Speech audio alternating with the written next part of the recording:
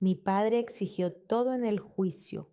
El juez, su aliado de años, se burló de mi caso y me llamó ingenua. Le susurré 2 palabras. Su cara se puso pálida, la sala quedó en silencio. La sala del tribunal olía a madera vieja y algo agrio, tal vez sudor, tal vez miedo. Estaba de pie junto a la mesa, apretando los bordes de la carpeta con los documentos con tanta fuerza que me dolían los dedos. El juez, Barton Crenshaw, me miraba con superioridad y en sus ojos se leía una burla descarada. Señorita Stedman, dijo, hojeando mi demanda como si fuera el menú de un restaurante barato. ¿De verdad cree que sus reclamaciones tienen algún valor legal? Mi abogado, Daniel Warner, hojeaba nerviosamente los papeles. Era un buen abogado, pero en esa sala las reglas habían cambiado. Crenshaw y mi padre se conocían desde hacía 30 años. Jugaban al golf todos los sábados. Había visto fotos en el despacho de mi padre. Ralph Steadman estaba sentado a la mesa de enfrente con los brazos cruzados sobre el pecho. Llevaba un traje perfectamente planchado, una corbata a rayas y las sienes ligeramente canosas bajo la luz de las lámparas fluorescentes. No me miraba, simplemente estaba sentado seguro de su victoria, esperando a que terminara todo este farsa. Su señoría, comenzó Daniel, pero Crenshaw hizo un gesto con la mano. He leído los documentos. Se trata de un intento de la hija de reclamar judicialmente lo que ella misma cedió voluntariamente a su padre tras la fusión de las empresas. No sé si es ingenuidad o codicia, pero desde luego no es un asunto para este tribunal. La palabra ingenuidad me golpeó como una bofetada. Siempre fui ingenua. Siempre creí que si trabajaba honestamente, si hacía todo bien, la gente lo vería, incluso mi padre, especialmente mi padre. Recordé el día en que tenía 8 años. Mi madre acababa de morir de cáncer rápido y cruel. Mi padre no lloró en el funeral, se quedó de pie junto al ataúd, sosteniendo mi mano y miró por encima de las cabezas de la gente. Le pregunté, «Papá, ¿a dónde se ha ido mamá?» Él apretó mi mano con más fuerza y respondió, «No lo sé, Mi, pero ahora solo nos queda el trabajo, recuérdalo». Y lo recordé. La empresa Stedman Industrial Solutions se convirtió en mi hogar. Enormes oficinas con ventanas panorámicas, olor a papel nuevo, el zumbido de las llamadas telefónicas, números en las pantallas. Mi padre dirigía todo esto como un comandante y yo aprendí a ser una buena soldado. Desde los 20 años trabajé en la empresa, al principio como gerente de logística, calculando el suministro de piezas para los sistemas de purificación industrial que fabricaba nuestra empresa. Era un proceso aburrido y monótono, pero lo hacía a la perfección. 2 años después me nombraron jefa de departamento, dirigía un equipo de 15 personas, optimizaba las rutas, reducía los gastos. Mi padre asentía con aprobación en las reuniones, pero nunca decía bien hecho. Solo asentía. Yo pensaba que era normal, que así debía ser. Y entonces cumplí 28 años. Estaba sentada en mi despacho mirando los informes y de repente me di cuenta. Me estaba ahogando. Cada una de mis decisiones tenía que pasar por mi padre. Cada idea, aprobación, verificación, duda. No confiaba en mí. Nunca lo había hecho. Fui a su oficina y le dije, «Quiero crear mi propia empresa». Levantó la cabeza de los documentos y arqueó las cejas con sorpresa. «¿Tuya?» «Sí, el mismo perfil, sistemas industriales de purificación, pero con énfasis en la ecología, nuevas tecnologías, innovaciones». Sonrió, no de buena manera, como sonríen los adultos cuando un niño dice algo sin sentido. «Mie, fracasarás en 6 meses. No tienes experiencia, ni contactos, ni dinero. Tengo todo lo que tú me has enseñado». Se quedó callado y luego hizo un gesto con la mano. «Haz lo que quieras, pero cuando fracases no vengas a pedirme ayuda. Creé Clearflow Systems. Pedí un préstamo, contraté a 3 ingenieros y un contable. El primer año fue un infierno. Dormía 4 horas al día, comía bocadillos en mi escritorio, olvidé lo que era un día libre, pero la empresa sobrevivió. El segundo año conseguimos nuestro primer gran contrato. El tercero empezamos a obtener beneficios. Mi padre no llamaba, no se interesaba.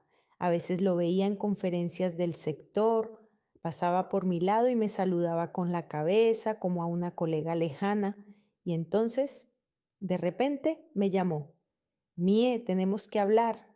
Quedamos en un restaurante, uno caro con manteles blancos y camareros con smoking.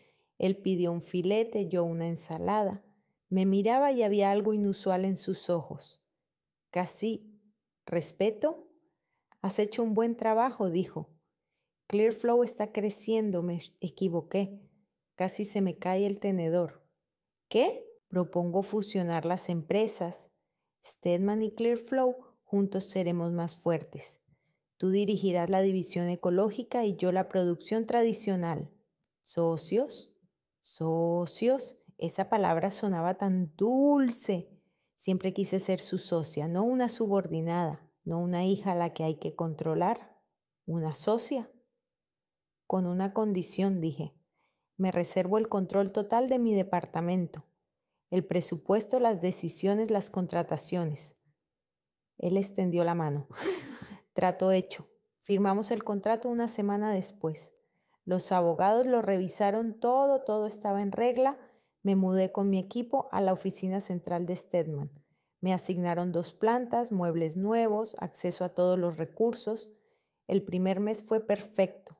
El segundo, mi padre empezó a interesarse por mis decisiones.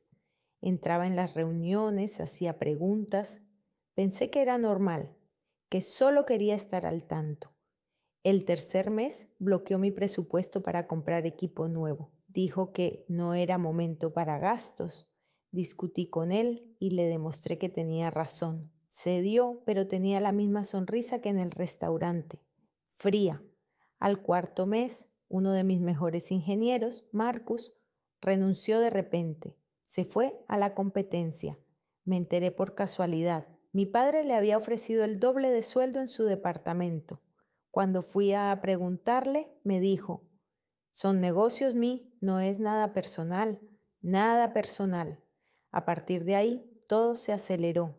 Mis decisiones eran bloqueadas en las reuniones de la junta directiva, mis contratos se retrasaban accidentalmente para su firma, mis suministros se perdían entre el papeleo. En un año me quedaba un 10% de influencia real. Intenté luchar, convoqué comisiones internas, escribí quejas, busqué apoyo entre los demás directores, pero mi padre llevaba allí 30 años, tenía contactos, dinero, respeto, y luego presentó una demanda. Afirmó que yo había violado los términos de la fusión, que había actuado en detrimento de la empresa, que Clearflow debía ser absorbida por completo por Stedman y que yo debía ser destituida de mi cargo. Y aquí estoy, en esta sala del tribunal, donde el juez es amigo suyo, donde los abogados están de su parte, donde incluso el guardia de la puerta me mira con lástima. Señorita Stedman, Crenshaw se inclinó hacia adelante. ¿Tiene algo que decir en su defensa? ¿Algo más que emociones? Abrí la boca, pero las palabras se me atascaron en la garganta. Daniel me puso la mano en el hombro, apretándola con ánimo. Mi padre seguía sin mirarme y entonces lo recordé. Mi abuelo, Alden Stedman, el fundador de la empresa, no había aparecido en el país en 30 años, vivía en algún lugar de Suiza, pero formalmente seguía siendo el principal accionista.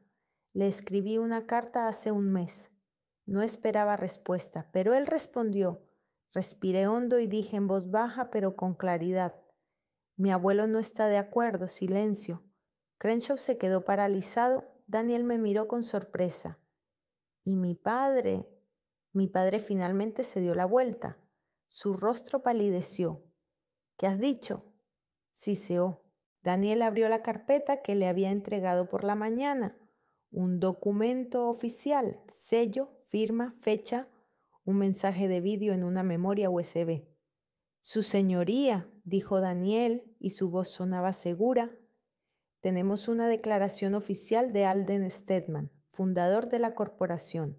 Ha llevado a cabo una auditoría independiente y ha descubierto infracciones de los procedimientos internos de la corporación por parte de Ralph Steadman. En concreto, la reducción de los derechos y poderes de Mia Steadman se llevó a cabo sin la aprobación del Consejo de Fundadores, lo que contraviene los estatutos de la empresa. Crenshaw guardó silencio. Su rostro se fue enrojeciendo poco a poco. Mi padre se levantó de la mesa bruscamente y la silla chirrió al rozar el suelo. Eso es imposible, dijo con voz sorda. Alden no se ha involucrado en los asuntos de la empresa en 20 años. Se involucra cuando lo considera necesario, respondí. Y él cree que usted ha infringido las normas. Crenshaw carraspeó y se ajustó las gafas. La reunión se aplaza 2 semanas. Necesito tiempo para estudiar las nuevas pruebas. Mi padre se quedó mirándome. Sus labios se apretaron en una delgada línea. No dijo ni una palabra. Simplemente se dio la vuelta y se dirigió hacia la salida sin mirar atrás. La puerta se cerró detrás de él con un suave clic. Daniel sonrió. Hemos ganado la primera ronda, pero yo no sentía la victoria.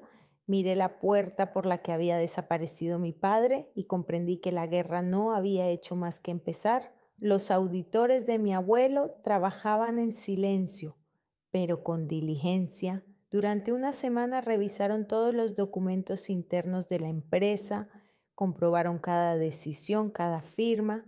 No los veía. Llegaban temprano por la mañana cuando la oficina aún estaba vacía y se iban tarde por la noche. Pero el resultado de su trabajo yacía ahora sobre la mesa del juez Crenshaw y su rostro ya no expresaba una confianza desdeñosa. La audiencia se celebró 2 semanas después. Mi padre estaba sentado a su mesa sin mirarme. Su abogado, un hombre de unos 50 años con modales refinados, hojeaba los papeles con el aire de alguien que sabe que ha perdido. Crenshaw carraspeó. Tras examinar minuciosamente los documentos presentados por los representantes de Alden Steadman, el tribunal reconoce que la reducción de los poderes de Mia Steadman se produjo en violación de los procedimientos internos de la empresa. La decisión del Consejo de Administración de limitar sus derechos no fue aprobada por el Consejo de Fundadores, lo cual es un requisito obligatorio según los estatutos de la empresa. Se desestima la demanda de Ralph Steadman sobre la adquisición de Clearflow Systems. No sentí triunfo, solo vacío. Mi padre se levantó cuando Crenshaw terminó de leer la decisión y salió de la sala sin siquiera mirar atrás. Daniel me apretó la mano. Hemos ganado, pero esto no es todo, ¿verdad? Asentí con la cabeza. Habíamos ganado la batalla, pero no la guerra, y sabía que tenía que actuar rápido. Una semana después presenté una contrademanda. Indemnización por daños y perjuicios, restablecimiento de mi estatus, devolución de todas las facultades que me correspondían por contrato. Mi padre intentó luchar, pero los documentos de mi abuelo eran demasiado convincentes. El tribunal falló a mi favor, la empresa se dividió de facto, yo dirigía Clearflow Division, un departamento innovador que se ocupaba de tecnologías ecológicas, nuevos desarrollos y clientes jóvenes. Mi padre se quedó al frente de Steadman Industrial Division, la producción tradicional, los clientes antiguos y de confianza, los métodos conservadores, 2 pisos en un mismo edificio, 2 equipos que casi no se cruzaban. El primer mes fue sorprendentemente tranquilo. Yo celebraba reuniones, me reunía con clientes, aprobaba presupuestos. Mi gente trabajaba con entusiasmo. Sabían que ahora nadie tendría que rendir cuentas a mi padre. Entre ellos estaba Tyler Rourke, ingeniero medioambiental, 30 años, pelirrojo y con pecas en la cara. Había llegado a la empresa un año antes de todo este lío, y siempre había sido un trabajador tranquilo y diligente. Pero ahora, cuando todo había cambiado, de repente se convirtió en quien me apoyaba, no con palabras, sino con su simple presencia. A menudo nos quedábamos en la oficina hasta altas horas de la noche, revisando informes o discutiendo nuevos proyectos. Él traía café de la máquina expendedora, terriblemente amargo pero caliente. A veces nos sentábamos en silencio, cada uno en su mesa, y ese silencio era reconfortante. No lo consideraba como algo más, simplemente era el calor que me había faltado toda la vida, pero la tranquilidad no podía durar eternamente. Todo empezó con pequeñas cosas. El papel de las impresoras se acababa más a menudo de lo habitual y el suministro se retrasaba varios días. La máquina de café de nuestra planta se estropeó y por alguna razón la reparación se prolongó durante 2 semanas. El ascensor se atascó accidentalmente entre 2 plantas con 3 de mis empleados dentro. Los sacaron al cabo de una hora, pero las reuniones se suspendieron. Lo achacaba a una coincidencia, aunque en mi interior ya empezaba a crecer la sospecha. Luego empezaron a ocurrir cosas más graves. Estaba a punto de firmar un contrato con una planta de reciclaje de plástico, $2 millones, un gran proyecto para 3 años. Las negociaciones duraron un mes y todo iba perfectamente. El cliente, Roger Billings, propietario de la planta, me dijo por teléfono: Mía, me has convencido, firmamos el viernes. El viernes no apareció. Su asistente me llamó por teléfono y me informó de que renunciaban al acuerdo, sin explicaciones. No entendí lo que había pasado hasta que me encontré por casualidad con Roger en una conferencia del sector una semana después. Intentó evitarme, pero lo alcancé en la salida. Roger, ¿qué ha pasado? ¿Por qué lo rechazaste? Se movía incómodo de un pie a otro. Mía, lo siento, pero me ofrecieron mejores condiciones. Stedman Industrial me dio un descuento del 20%. No pude rechazarlo, el 20%. Eso significaba que mi padre estaba trabajando en pérdidas solo para quitarme un cliente. Me quedé allí, viendo cómo Roger desaparecía entre la multitud y sentí cómo todo se enfriaba dentro de mí. Tyler me dijo esa noche: no va a parar, ¿lo entiendes? Lo entendía. El siguiente golpe fue un proyecto conjunto. Estábamos trabajando en la modernización de una antigua fábrica. Parte del equipo lo suministraba mi departamento y parte el de mi padre. Era una de las pocas áreas en las que todavía teníamos que colaborar. El cliente esperaba el resultado en 2 meses y todo iba según lo previsto, hasta que el departamento de mi padre retrasó de repente el suministro. Al principio, una semana, luego otra más. El cliente empezó a ponerse nervioso.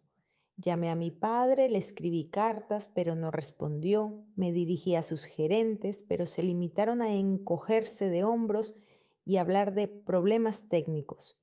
El proyecto se vino abajo. El cliente presentó una queja al Consejo de Administración, acusando a Clearflow Division de incompetencia. Intenté explicar que el retraso no era culpa mía, pero parecía que simplemente estaba echando la culpa a otros. Mi padre se sentó en silencio en la reunión del consejo, con una expresión de compasión en el rostro, y eso fue lo peor. Tyler me encontró esa noche en la oficina, sentada con la cabeza gacha sobre la mesa. Mía, dijo en voz baja, no puedes seguir así. Lo sé. Entonces, ¿qué vas a hacer?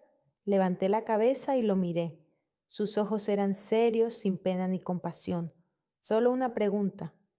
Voy a irme. Él levantó las cejas con sorpresa. ¿Irte? ¿De la empresa?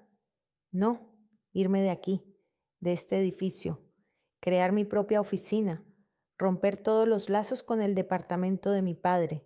La idea había estado madurando en mi mente durante semanas, pero solo ahora la había expresado en voz alta. Si nos quedamos aquí en este mismo edificio, Mi padre siempre encontrará la manera de perjudicarnos, pero si nos mudamos, si nos volvemos completamente autónomos, perderá su influencia. Eso costará dinero, dijo Tyler, lo sé, pero es la única salida. Empecé a buscar un local al día siguiente. La mayoría de las opciones eran demasiado caras o demasiado pequeñas, pero al cabo de una semana encontré lo que necesitaba, una antigua nave industrial a las afueras de la ciudad que antes había pertenecido a una fábrica de muebles, un gran local con techos altos, grandes ventanas y paredes vacías, el lugar ideal para reformarlo y convertirlo en una oficina moderna. Lo compré por la mitad del precio de mercado. El propietario quería deshacerse de él rápidamente. Contraté a obreros, a un diseñador, compré muebles nuevos. Al principio, mi equipo se mostró escéptico ante la idea de la mudanza, pero cuando vieron los bocetos de la futura oficina cambiaron de opinión. Era nuestro espacio, sin pasado, sin la presión de mi padre. La mudanza nos llevó un mes. La reforma, la configuración del equipo, el traslado de los servidores. No se lo comuniqué a mi padre con antelación, solo le envié una carta oficial una semana antes de la mudanza. No respondió. El día de la mudanza fue un sábado. Trabajamos todo el equipo, 23 personas, incluyéndome a mí.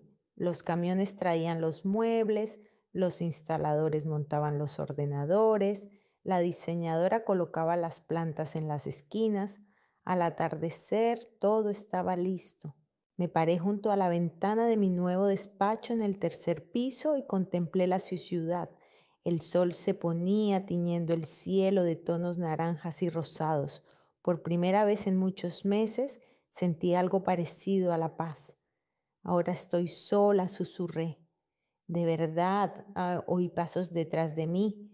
Tyler se acercó con 2 tazas de café. Pensé que lo necesitarías, dijo tendiéndome una. La cogí y sonreí por primera vez en meses. Gracias. Nos quedamos en silencio mirando por la ventana. El café estaba amargo pero caliente, y en ese momento me pareció el más delicioso del mundo. El teléfono en mi bolsillo vibró. Lo saqué y miré la pantalla. Era un mensaje de Carol, mi contable. Se había quedado en la antigua oficina unos días más para terminar los informes financieros. Abrí el mensaje y leí. Mía, urgente. Ralph vuelve a manipular los informes, exagera los ingresos de su departamento y oculta los gastos. Tenemos pruebas. ¿Qué hacemos? La sonrisa desapareció de mi rostro. Apreté el teléfono y miré a Tyler. Él vio la expresión de mis ojos y me preguntó en voz baja, ¿qué pasa? No respondí de inmediato. Solo miraba la pantalla del teléfono, esas palabras que significaban que la guerra estaba lejos de terminar. Envié el informe a la junta directiva el lunes por la mañana. 2 archivos, uno con mis cifras y otro con las de mi padre. Informes honestos frente a informes manipulados. No escribí ningún comentario, no añadí acusaciones emocionales, solo cifras, documentos, fechas. Cada partida de gastos, cada indicador de ingresos, cada operación dudosa, todo es puesto en paralelo para poder comparar. Que saquen sus propias conclusiones.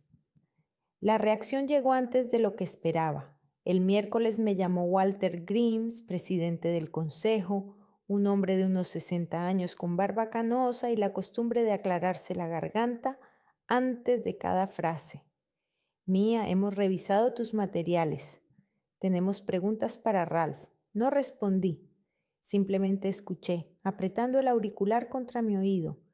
Está inflando los ingresos de su departamento en aproximadamente un 15% cada trimestre. Oculta los gastos de suministro y los transfiere a partidas comunes. Técnicamente no es una infracción de la ley, pero la ética corporativa se ha visto afectada. Lo citaremos a la próxima reunión. Gracias, Walter, dije en voz baja. Colgué el teléfono y me senté a la mesa. Me temblaban las manos. Era mi jugada, la primera de una serie que había planeado durante semanas. Sabía que estaba haciendo lo correcto, que era la única manera de protegerme a mí misma y a mi equipo. pero por alguna razón no sentía satisfacción, solo un vacío que se extendía por dentro como agua fría. Tyler entró en la oficina con 2 tazas de café. ¿Cómo ha ido?, preguntó Rada. Llamarán a mi padre a una reunión. Dejó la taza delante de mí y se sentó enfrente.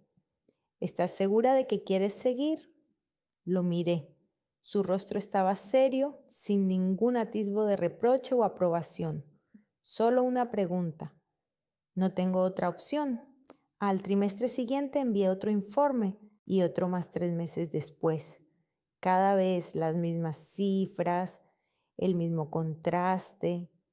Mis informes eran transparentes, detallados, comprensibles. Los de mi padre confusos, con numerosas optimizaciones y redistribuciones estratégicas que ocultaban los gastos reales. El consejo empezó a hacer cada vez más preguntas. Mi padre intentaba justificarse, hablaba de optimización de gastos y planificación estratégica, pero las cifras decían lo contrario.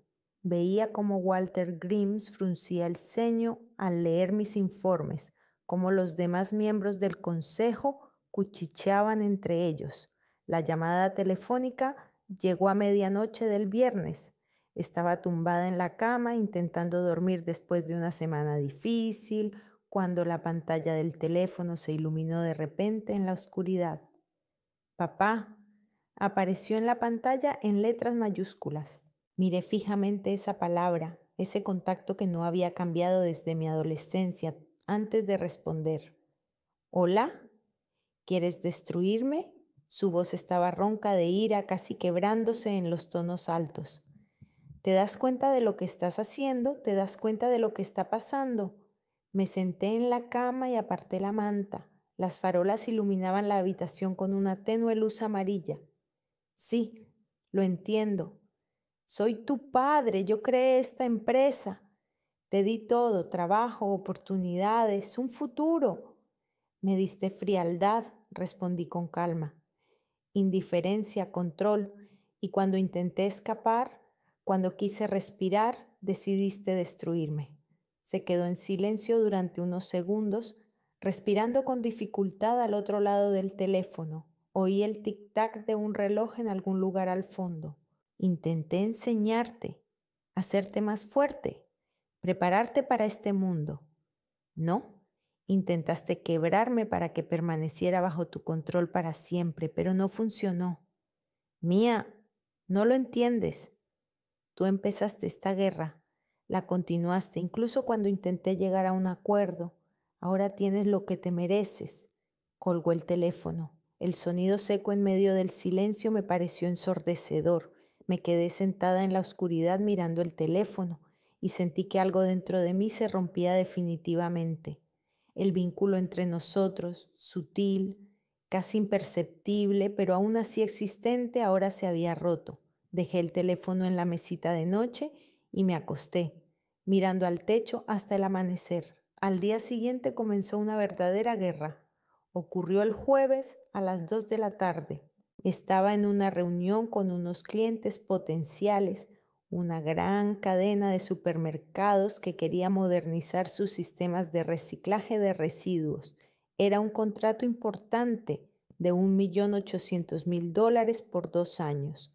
5 personas vestidas con trajes de negocios estaban sentadas alrededor de la mesa en nuestra sala de conferencias cuando de repente se abrió la puerta. Entraron 2 hombres, jóvenes, musculosos, con vaqueros ajustados y camisetas de colores vivos. Uno llevaba un altavoz portátil del que salía música rítmica y escandalosamente alta. El otro sonreía ampliamente y gritaba: «Sorpresa para Mia Stedman, entrega especial».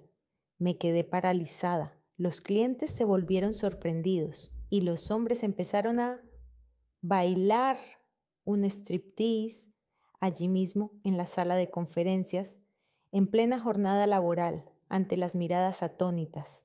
Carol salió corriendo de detrás de su mesa en la recepción, tratando de detenerlos, pero ellos solo se reían y continuaban. Una de las clientas, una mujer mayor de unos 50 años, se sonrojó y trató de no mirar. Los demás se quedaron boquiabiertos, algunos riendo nerviosamente. Me levanté y miré fríamente a los bailarines. La sangre me latía en las sienes, pero me obligué a hablar con calma. ¿Quién los contrató? Dejaron de bailar y se miraron entre sí con sorpresa. La música seguía sonando. Bueno, es una sorpresa, señora. ¿Quién? Los contrató. Muéstrenme el pedido, ahora mismo. Mi tono no admitía réplica. Uno de ellos sacó el teléfono y un poco desconcertado me mostró la pantalla con el pedido. Le hice una foto, amplié la imagen, me aseguré de que se leyeran todos los detalles y luego señalé la puerta. Fuera, ahora mismo, o llamaré a seguridad. Se llevaron la columna y se marcharon murmurando algo sobre falta de sentido del humor y sorpresa estropeada. La puerta se cerró. Volví con los clientes tratando de mantener la calma, aunque por dentro estaba furiosa. Les pido disculpas por este incidente totalmente inaceptable. No tiene nada que ver con nuestra empresa. Continuamos con la reunión, pero el ambiente se había estropeado. La reunión terminó mucho antes de lo previsto y los clientes se marcharon con sonrisas forzadas y promesas de nos pondremos en contacto. El contrato se había cancelado. Me quedé sentada en la oficina mirando la foto del pedido, tarjeta de pago corporativa de Stedman Industrial Division. El nombre del titular de la tarjeta no figuraba, sí, pero el número de cuenta era corporativo. Mi padre había utilizado el dinero de la empresa para su venganza personal. Envié una captura de pantalla a Walter Grimes con un mensaje breve y conciso. Ralph Steadman está utilizando fondos corporativos para su entretenimiento personal con el fin de sabotear mis negociaciones. Se adjuntan las pruebas. El Consejo de Administración convocó una reunión de emergencia al día siguiente. Llamaron a mi padre al tapete.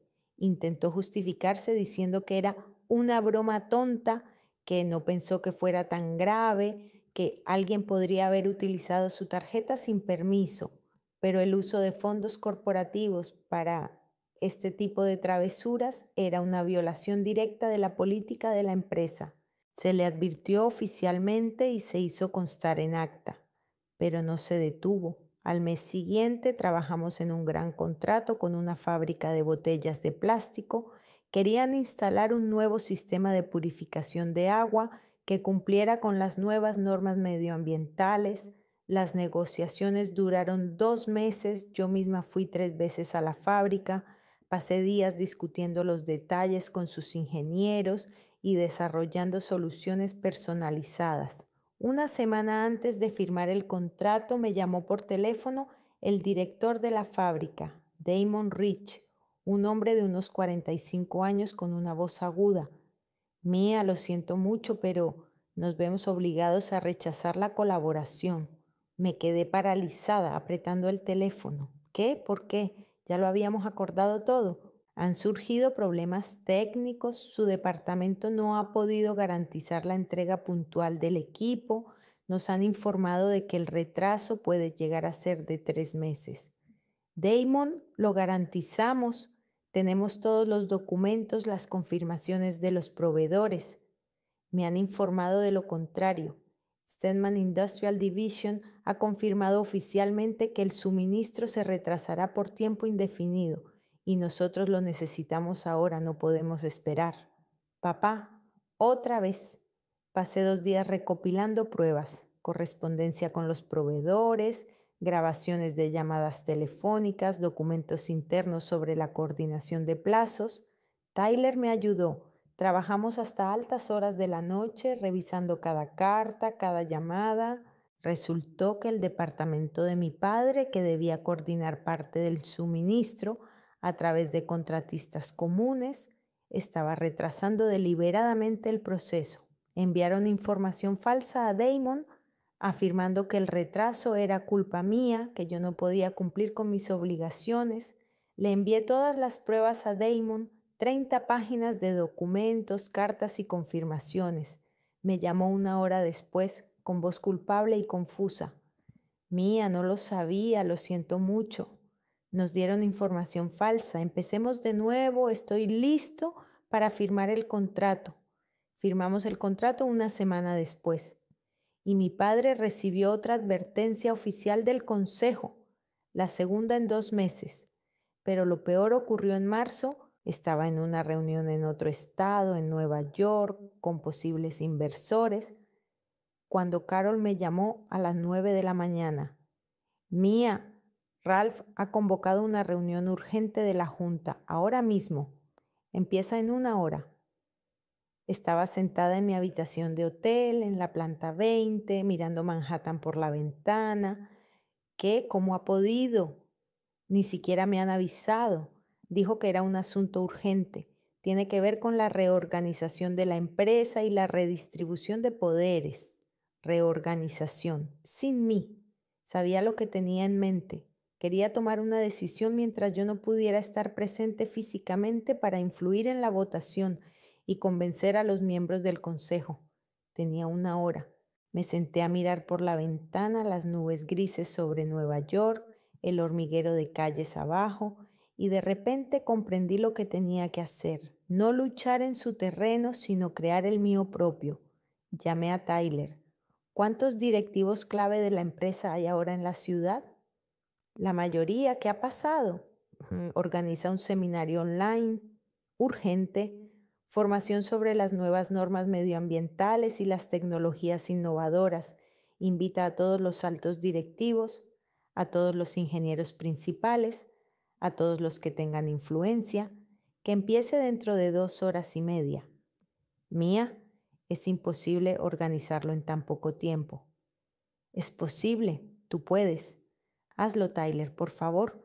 Tyler trabajó como un loco. En 2 horas creó una presentación con los temas más actuales, envió invitaciones personales y organizó una con una conexión de calidad. Me conecté desde mi habitación de hotel, configuré la cámara, comprobé el sonido y en la pantalla comenzaron a aparecer rostros, gerentes de logística, ingenieros principales, incluso varios miembros del consejo de administración interesados en las innovaciones. La reunión de mi padre comenzó a las 11 de la mañana en la oficina central. Acudieron 3 personas, 3 de los 20 invitados. Walter Grimes llamó a mi padre por teléfono justo durante la reunión. Ralph, ¿dónde está todo el mundo? No podemos tomar ninguna decisión sin quórum. Esta reunión no es legítima. Mi padre estaba sentado en una sala de conferencias vacía, mirando a las 3 caras frente a él, un joven abogado y 2 gerentes de nivel medio, y comprendió que había perdido. Todos los demás estaban en mi seminario. Me enteré por Carol esa noche. Me dijo que él simplemente se levantó y salió de la sala sin decir una palabra, sin siquiera cerrar oficialmente la reunión. Simplemente se levantó y se fue. Esa noche, cuando regresé de Nueva York, Tyler entró en mi despacho. Eran ya las 9 de la noche y la oficina estaba vacía. Estaba sentada a la mesa mirando los informes financieros y no me di cuenta de que las lágrimas me corrían por las mejillas, caían sobre los papeles y borraban los números. Él no preguntó nada, simplemente se sentó en la silla de enfrente y se quedó en silencio. Estuvimos así 1 hora, quizá más. No intentó consolarme. No me dijo que todo iría bien, que era una luchadora, que ganaría. Simplemente estaba a mi lado, respirando con calma, pasando de vez en cuando las páginas del informe que tenía en las manos. Y eso me ayudó más que cualquier palabra. La carta llegó en abril, un miércoles por la mañana. Un sobre oficial con el logotipo de la empresa, la dirección del remitente, Zúrich, Suiza. Lo abrí de pie junto a la mesa de Carol, rasgué el borde con dedos temblorosos y leí en voz alta: Mía, estoy harto de las constantes quejas de la junta directiva. Tu guerra con Ralph está dañando gravemente la reputación y la eficacia de la empresa. No puedo seguir ignorándolo. He tomado una decisión. Tú dirigirás la sucursal de Portland, Oregón, y Ralph se quedará con la de Houston, Texas. Un año, en función de los resultados de vuestra gestión, Tomaré una decisión definitiva sobre el futuro de la empresa y vuestros puestos en ella. La mudanza será dentro de 2 semanas. Prepárate, Alden Stedman.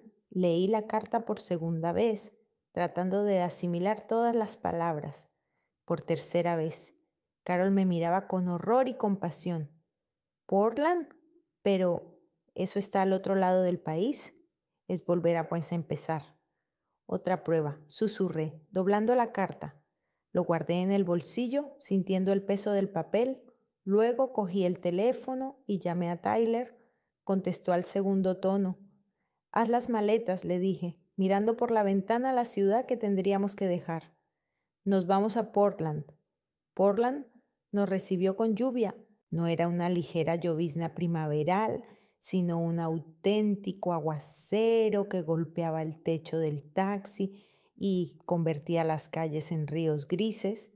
Tyler estaba sentado a mi lado, mirando por la ventana a la ciudad desconocida, mientras yo apretaba entre mis manos la carpeta con los documentos de la sucursal que tendría que dirigir. El edificio resultó ser antiguo, de 3 pisos, con la pintura desconchada en la fachada y el letrero agrietado. En el interior olía a humedad y a algo viejo. La oficina ocupaba el segundo piso, 22 puestos de trabajo, la mitad de los cuales estaban vacíos. Las personas que trabajaban allí me miraban sin ningún entusiasmo, escépticas, cansadas, con una expresión en el rostro que decía: otra más de la oficina central. Vendrán a hablar de cambios y se irá. La primera reunión tuvo lugar el lunes por la mañana. Me encontraba frente a un equipo de 15 personas, ingenieros, gerentes, un contable, una secretaria. La edad media era de 45 años. Llevaban décadas trabajando allí, acostumbrados a la rutina, a que la sucursal apenas sobreviviera, pero nadie exigía resultados. Soy Mia Stedman, comencé, y trabajaremos juntos durante el próximo año. Sé que la sucursal tiene problemas, equipos obsoletos, bajas ventas, pérdida de clientes, pero vamos a cambiar eso. Silencio. Entonces, uno de los hombres de unos 50 años con el pelo canoso y la cara carnosa levantó la mano. Señora Stedman, nos han prometido cambios 3 veces en los últimos 5 años. No ha cambiado nada. Yo no prometo. Yo actúo, respondí. Él sonrió con escepticismo. Los 2 primeros meses fueron un auténtico infierno. El equipo se averiaba constantemente. Ordenadores viejos, impresoras que se atascaban cada 10 páginas, un sistema de ventilación que zumbaba tan fuerte que había que gritar durante las conversaciones telefónicas. Solicité la renovación del equipo, pero el dinero llegaba lentamente, ya que el presupuesto de la sucursal era muy escaso. Los empleados se resistían a cualquier cambio. Cuando propuse un nuevo sistema de registro de clientes, el director senior, Garrison Kane, dijo: llevamos 20 años trabajando a la antigua usanza. ¿Por qué cambiar nada? Porque lo antiguo no funciona, respondí. Mire las cifras. Estamos perdiendo clientes cada trimestre. Quizás el problema no sea el sistema, sino la dirección, respondió fríamente. Me obligué a no reaccionar emocionalmente. Simplemente asentí y continué con la reunión. Pero después de ella, Tyler me dijo en voz baja: es amigo de tu padre. He comprobado su perfil en las redes sociales. Están juntos en el club de golf. Por supuesto, mi padre no podía evitar meter mano incluso aquí, a miles de kilómetros de distancia. Durante las semanas siguientes, Harrison saboteó todas mis decisiones. Olvidaba enviar mensajes importantes a los clientes, borraba archivos accidentalmente y difundía rumores entre el equipo de que yo era incompetente. Intenté hablar con él, explicarle, convencerlo. Fue en vano. Una mañana llegué a la oficina y descubrí que un contrato importante en el que habíamos estado trabajando durante un mes se había cancelado. El cliente dijo que no había recibido la propuesta comercial final a tiempo. Lo comprobé, el documento estaba listo, se lo entregué personalmente a Harrison para que lo enviara. Se le olvidó, lo llamé a mi despacho. Estaba sentado con los brazos cruzados y una expresión de despreocupada seguridad. Harrison, ¿por qué no enviaste los documentos? Se me olvidó, lo siento. Es la cuarta vez en un mes. ¿Se da cuenta de que por eso estamos perdiendo dinero? Él se encogió de hombros. Los errores ocurren. Lo miré a su rostro complacido y de repente comprendí. Hablar no serviría de nada. Nunca. No va a cambiar. Está aquí para hundirme. Estás despedido, dije en voz baja. Él levantó las cejas con sorpresa. ¿Qué? Estás despedido a partir de hoy. Recibirás la indemnización por despido según el contrato de trabajo. Recoge tus cosas. Su rostro se sonrojó. No puede despedirme. Llevo 18 años trabajando aquí. Sí que puedo y lo hago. El sabotaje sistemático de los procesos de trabajo es motivo de despido inmediato. Si tiene alguna pregunta, diríjase al departamento jurídico. Se levantó y se inclinó sobre la mesa. Su padre se enterará de esto. Seguro, pero la decisión ya está tomada. Salió dando un portazo. Me quedé sentada mirando la puerta cerrada con las manos temblorosas. Nunca había despedido a nadie. Fue duro, desagradable y me sentí como si hubiera hecho algo terrible, pero al mismo tiempo sentí un gran alivio. Tyler entró 10 minutos después. «¿Lo has hecho bien?», dijo. «Sí». «¿Cómo te sientes?» «No lo sé. Mal y bien al mismo tiempo». Se sentó frente a mí. «Has hecho lo correcto.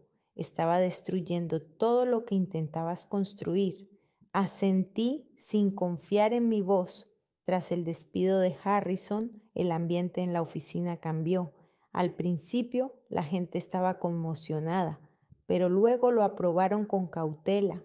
Una de las ingenieras, Sarah Lindstrom, una mujer de unos 35 años con el pelo corto, se acercó a mí después de la reunión. «Mía, quiero decirte, se lo merecía. Llevaba años frenando todo aquí, pero nadie se atrevía a hacer nada. Gracias, Sara. Creo en ti. Podemos salir adelante». Fueron las primeras palabras de apoyo en meses. Durante los siguientes 6 meses, trabajamos como locos. Solicité una subvención para renovar el equipo. Pasaba las tardes redactando justificaciones y recopilando documentos. Recibimos la aprobación 2 meses después. Nuevos ordenadores, impresoras modernas, un sistema de ventilación renovado. La oficina empezó a parecer un verdadero lugar de trabajo en lugar de un almacén de cosas viejas. Me reuní personalmente con cada cliente potencial en un radio de 200 kilómetros. Visité fábricas, plantas y complejos de procesamiento. Ofrecí soluciones ecológicas que les ahorraban dinero y al mismo tiempo cumplían con las nuevas normas. Poco a poco empezaron a llegar los contratos. Al principio eran pequeños, luego más grandes. El equipo cambió. Las personas que estaban acostumbradas a pasar el día en la oficina o se adaptaban o se iban. Contratamos a 3 nuevos ingenieros, jóvenes y enérgicos. Sarah Lindstrom se convirtió en mi mano derecha, dirigía los proyectos técnicos con un entusiasmo que no había visto antes en Portland. Aprendí a ser más firme, a decir no en voz alta y con confianza, tomar decisiones impopulares sin esperar aprobación, defender mi posición incluso cuando todos dudaban. Ya no era la chica callada que estaba de acuerdo con todo para evitar conflictos. Tyler estaba allí todos los días, establecía procesos, formaba al personal y trabajaba en la documentación técnica hasta altas horas de la noche. A menudo nos quedábamos solos en la oficina cuando todos se habían ido, sentados en mesas contiguas, inmersos en el trabajo. A veces él traía café, a veces yo traía pizza a domicilio. Casi no hablábamos de temas personales, pero su presencia era como un ancla. Apenas sabía nada de mi padre. Cada trimestre llegaban los informes corporativos. su sucursal en Houston mostraba resultados inestables. Un pequeño crecimiento, luego una caída. Yo no le llamaba, él no me llamaba. Existíamos en mundos paralelos, conectados solo por documentos oficiales. Alrededor del 8º mes, algo cambió entre Tyler y yo. Estábamos trabajando en un proyecto especialmente complejo. Una gran fábrica quería renovar por completo su sistema de suministro de agua. Los retos técnicos eran enormes y los plazos muy ajustados. Nos quedamos en la oficina hasta las 3 de la madrugada, analizando planos, haciendo cálculos y discutiendo los detalles. Cuando por fin terminamos, me recosté en la silla y cerré los ojos. «Lo hemos conseguido», susurré. «Tú lo has conseguido», respondió Tyler. Abrí los ojos y lo miré. Estaba sentado frente a mí, mirándome con una expresión que no podía descifrar, y entonces se inclinó y me besó. Fue inesperado, suave, cauteloso. No lo rechacé. Simplemente respondí al beso, sintiendo como algo dentro de mí se derretía, algo que había estado congelado durante mucho tiempo. No lo discutimos, no hablamos de sentimientos, del futuro, de lo que significaba, simplemente lo aceptamos como un hecho. A veces él se quedaba en mi apartamento, a veces yo en el suyo. No hacíamos pública nuestra relación en la oficina, pero tampoco la ocultábamos a propósito. Era nuestro pequeño oasis de paz en medio del caos. Él no intentó salvarme ni arreglarme, simplemente estaba ahí cuando era difícil, callaba cuando había que callar y hablaba cuando había que hablar. No era el amor de las novelas, apasionado y dramático. Era una comprensión profunda, una tranquilidad que nunca antes había sentido. El año pasó de repente, no podía creer que el calendario volviera a indicar abril. Parecía que llevaba una eternidad en Portland y al mismo tiempo solo un instante. El informe llegó por correo electrónico, un documento oficial de mi abuelo con los resultados del año. Lo abrí sentada en mi despacho, con Tyler detrás de mí. Sucursal de Portland, aumento de los beneficios en un 38%, renovación del equipo al 100%, aumento del número de clientes en un 52%, satisfacción del personal, 88%, sucursal de Houston, descenso de los beneficios en un 22%, pérdida de clientes clave, rotación de personal, 45%. Leí las cifras y sentí una extraña tranquilidad. Había ganado, pero aún quedaba otra sección del informe, la oficina central, las antiguas sucursales, Clearflow Division que dejé hace un año. Primero una caída del 12% inmediatamente después de mi marcha, luego un fuerte crecimiento. El equipo que yo había formado, enseñado e inspirado había funcionado por sí solo. No solo habían sobrevivido sin mí, sino que habían prosperado, un crecimiento del 26% en un año, y Stedman Industrial Division, la división matriz. Resultados estables durante los primeros 6 meses, luego una desaceleración gradual. Sin mi presión, sin competencia, se relajó. Las ganancias se mantienen, pero no crecen. Estancamiento. Volví a leer las cifras tratando de comprender. No solo gané, sino que creé algo que vive sin mí. Un equipo, un sistema, una cultura. Sonó el teléfono, número desconocido, código internacional. Respondí. Mía. La voz era vieja, ronca, pero autoritaria. Abuelo. Lo escuchaba por primera vez en muchos años. Abuelo. Vuelve. La sede es tuya. Me retiro del negocio. Poco a poco, a lo largo de los próximos años, pero tú eres mi sucesora. Has demostrado que no solo sabes dirigir, sino también construir. Tu padre se queda en Houston, que arregle lo que ha hecho. Si lo consigue, se quedará con la sucursal para siempre, si no lo sustituirán. Escuchaba apretando el teléfono contra la oreja con tanta fuerza que me dolía la piel. Y entonces, de repente, sentí que algo se me subía por la garganta, me ahogaba y las lágrimas corrían por mis mejillas. «¿Mía? ¿Estás ahí?» La voz del abuelo se suavizó. Sí, estoy aquí. Lo has conseguido, estoy orgulloso de ti. Colgó el teléfono. Me quedé sentada sosteniendo el teléfono y las lágrimas fluían sin cesar. Tyler me abrazó por detrás y me apretó contra él. Me giré y escondí la cara en su hombro. He ganado, susurré. He ganado, Tyler. ¿Por qué no me alegro? Él me acariciaba el pelo en silencio. Él lo sabía.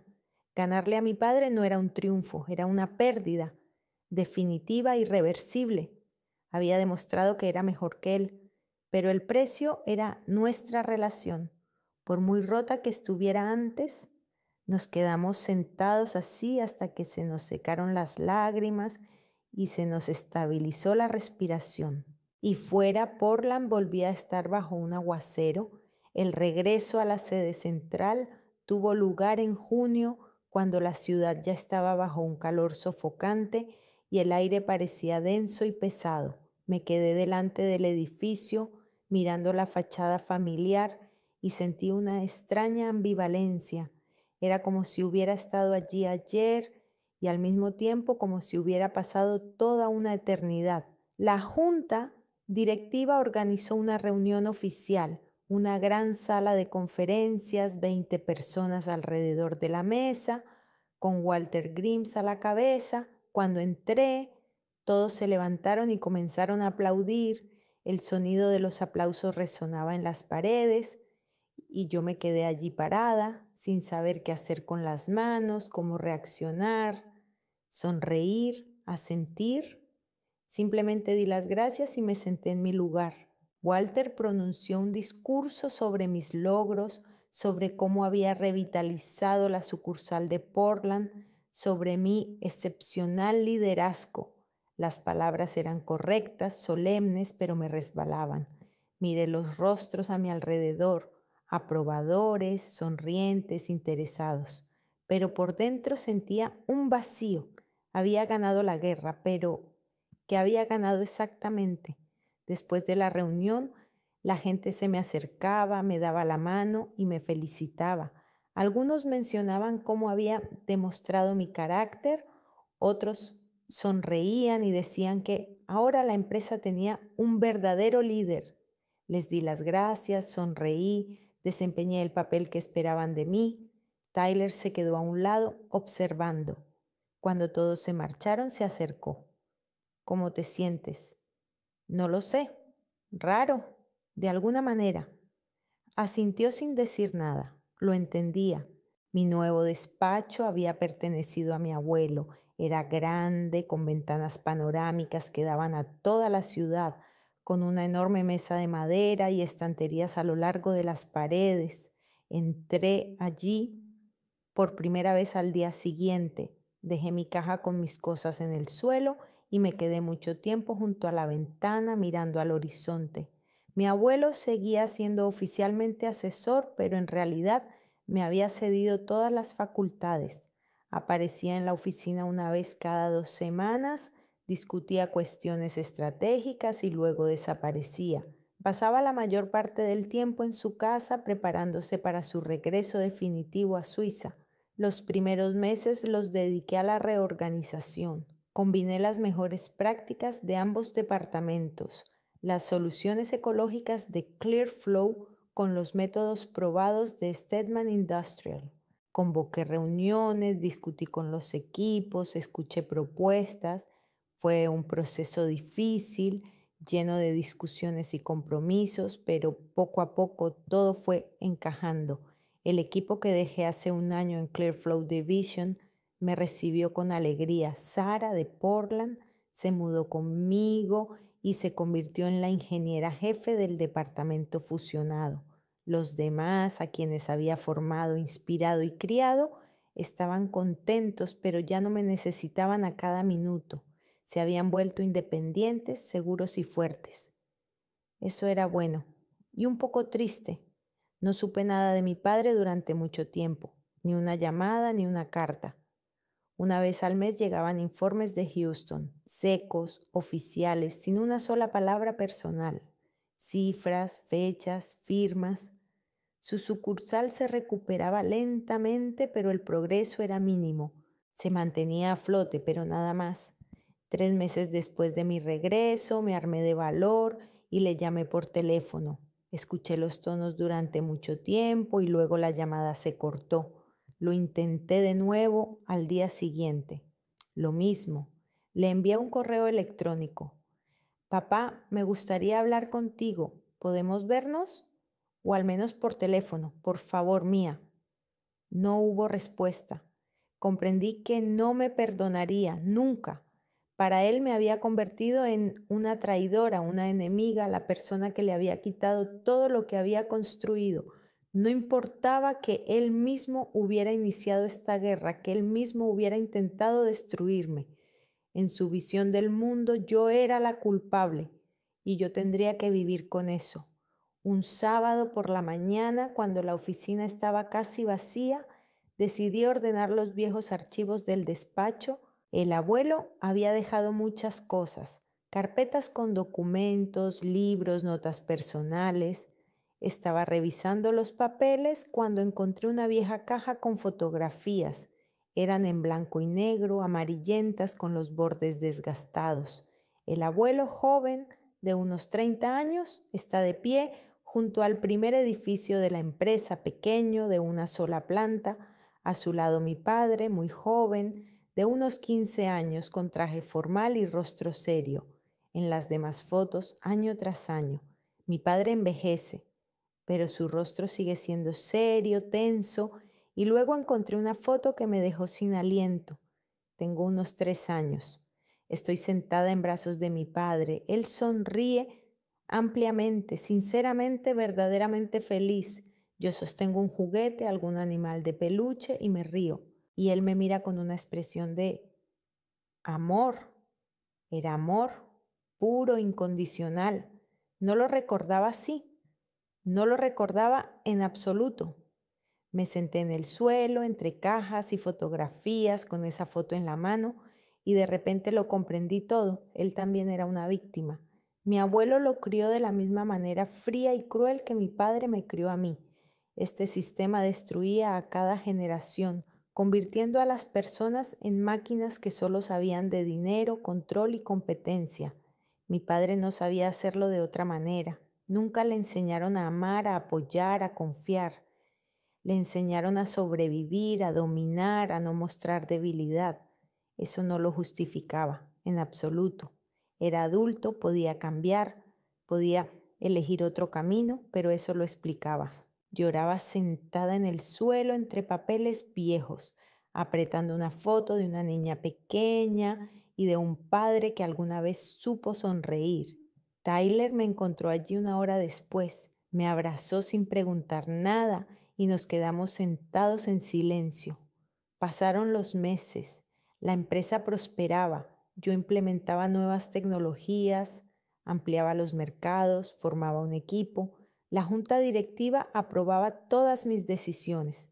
Mi abuelo asentía satisfecho. Por fuera todo parecía perfecto, pero por dentro me sentía sola.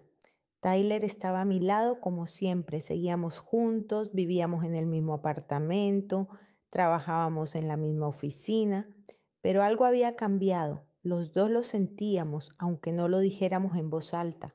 Nuestra relación había nacido de la lucha, del caos, de una guerra común, y ahora la guerra había terminado. Y de repente nos encontramos como dos personas que no se conocen muy bien fuera de esa lucha. Una noche, sentados en el balcón con una copa de vino, él dijo: "No encajamos el uno con el otro, ¿verdad?". Me quedé callada un buen rato mirando la ciudad abajo. Encajábamos entonces, cuando todo era difícil, pero ahora solo somos un hábito el uno para el otro, asentí. Era triste, pero sincero. No me arrepiento, dije en voz baja. Me salvaste entonces. Fuiste lo que me mantuvo a flote. Y tú a mí. Pero esto no es amor para toda la vida, Mie. Nos separamos en silencio, sin escándalos ni dramas. Él se mudó a su propio apartamento, seguimos siendo compañeros de trabajo, incluso amigos, pero ya no éramos pareja. Y eso era lo correcto. Mi abuelo me llamó a su casa en octubre. Vivía en una pequeña casa a las afueras de la ciudad, llena de libros y documentos antiguos. Nos sentamos en la terraza, tomamos té y contemplamos el jardín. El mes que viene vuelvo a Suiza, dijo. Esta vez para siempre. Asentí con la cabeza. La empresa es tuya, mí. Oficialmente, legalmente, de hecho. Lo has hecho mejor de lo que esperaba. Gracias. Me miró fijamente. Eres más fuerte que yo y más inteligente que tu padre, pero no repitas nuestros errores. ¿Cuáles? La empresa no es un objetivo, es solo una herramienta, un medio para vivir, no la vida misma. La sabiduría a veces solo llega con la vejez, así que yo lo comprendí demasiado tarde. Tu padre no lo comprendió en absoluto, parece que era tan terco y estúpido como yo antes. Tú, no pierdas esta oportunidad, escuché, sosteniendo la taza entre mis manos. He destrozado a mi hijo, continuó en voz baja. Intenté hacerlo fuerte, pero lo convertí en alguien frío, y él repitió lo mismo contigo. Rompe esta cadena, Mie. Prométemelo. Lo prometo, susurré. Murió un año después de regresar a Suiza, tranquilamente mientras dormía. No tuve tiempo de despedirme. Diciembre llegó inesperadamente rápido. Estaba de pies en la azotea de la sede. Mi lugar favorito últimamente. Desde allí la ciudad parecía un juguete, controlada, comprensible. El viento era frío, pero yo no lo sentía. Simplemente miraba al horizonte y mi mano se posó instintivamente sobre mi vientre. 3 meses. El médico lo confirmó hace una semana. Un bebé. Mi bebé. Tyler lo sabía, él fue el primero en enterarse. Pero incluso con la boda es poco probable que cambiemos tanto. Quizás con los años, quién sabe. El teléfono vibró en mi bolsillo. Lo saqué y miré la pantalla. Un mensaje del número guardado como papá. Miré esa palabra durante un buen rato antes de abrirlo. La sucursal de Houston vuelve a crecer. Los indicadores se han estabilizado. Quizás algún día podamos hablar. Ralph, quizás algún día. Palabras cautelosas, inseguras, pero estaban ahí. No respondí de inmediato. Solo miré la pantalla, sintiendo cómo las lágrimas corrían por mis mejillas. No sé si por el viento o por la emoción. Sonreí a través de las lágrimas y me susurré a mí misma. Quizás. Volví a poner la mano sobre mi vientre. Estaba de pie en la azotea mirando la ciudad y pensando en el futuro, en el niño que nacería en primavera, en el padre que algún día tal vez se convertiría en abuelo, en que rompería esa cadena de frialdad y control. Mi hijo no crecería en esa misma casa fría, no mediría su valor con cifras en informes, no temerá la aprobación de sus padres porque la recibirá incondicionalmente. No seré una madre perfecta, seguramente cometeré muchos errores, pero amaré de forma sencilla, sincera, incondicional. Y eso ya es una victoria. La historia de mi familia ha sido una historia de guerras, entre generaciones, entre padres e hijos, entre el orgullo y el amor. Gané mi guerra, pero pagué por ello con cicatrices que nunca desaparecerán por completo. Aprendí a vivir con ellas, aprendí a no perdonar completamente a mi padre, pero a comprenderlo, aprendí a no esperar cambios de él, pero a dejar la puerta abierta. La empresa prosperaba, yo era exitosa, respetada, fuerte, pero mi victoria más importante no estaba en las cifras de los informes, estaba en el futuro, en el hecho de que iba a detener ese ciclo. Estaba de pie en la azotea con la mano en el vientre mirando la ciudad y susurrando a mi hijo no nacido: tendrás amor, te lo prometo. Pase lo que pase, serás amado. El viento se intensificó, me volví hacia la puerta que conducía abajo. La vida continuaba, el trabajo, los retos, las dificultades, pero ahora tenía una razón más importante que cualquier empresa. Tenía la oportunidad de arreglarlo todo y no iba a desperdiciarla. El teléfono volvió a vibrar.